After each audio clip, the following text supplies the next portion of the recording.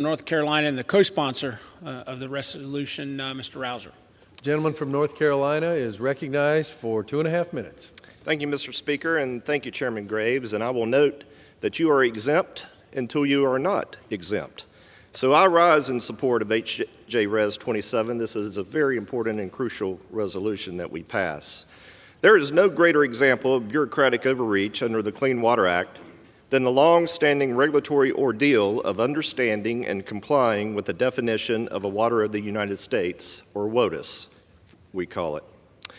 Despite the benefits of the Clean Water Act, its history has been wrought with the tortured past stemming from regulatory headaches and overreach from bureaucrats, all because Congress never defined what a navigable water is.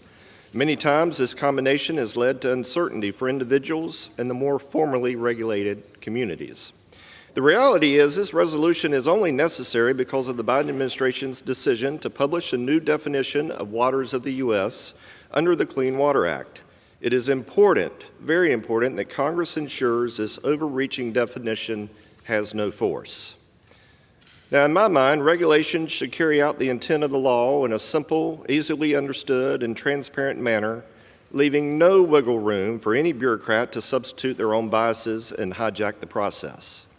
Unfortunately, that is not the case with this new WOTUS rule. Put simply, this rule is the equivalent of a nuclear warhead aimed right at our farmers, communities, home builders, road builders, and private property owners, among many others.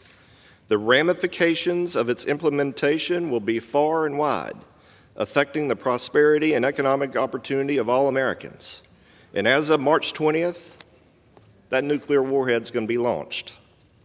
Once the federal government has complete control over the definition of a water because of an arbitrary and ambiguous definition, it will then have control over everything else that is applied to the land, whether it be application of pesticides or herbicides or the building of a fence or a shed or anything else.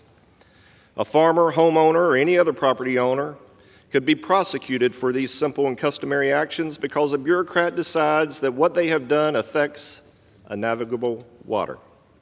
So let's be clear. Ambiguity and subjectivity enshrined by an environmental rule are no friends of freedom, the production of food or other goods, or prosperity. Despite what supporters of the Biden WOTUS rule say, it will do nothing to bring forth certainty and consistency except for the trial lawyers and radical environmentalists who are most certainly consistent and persistent in their work to use the executive and judicial branches of government to essentially halt the work of and extort from those who produce. So I am proud to co-sponsor and support this legislation, Mr. Speaker. I encourage my colleagues to vote for it. I yield back.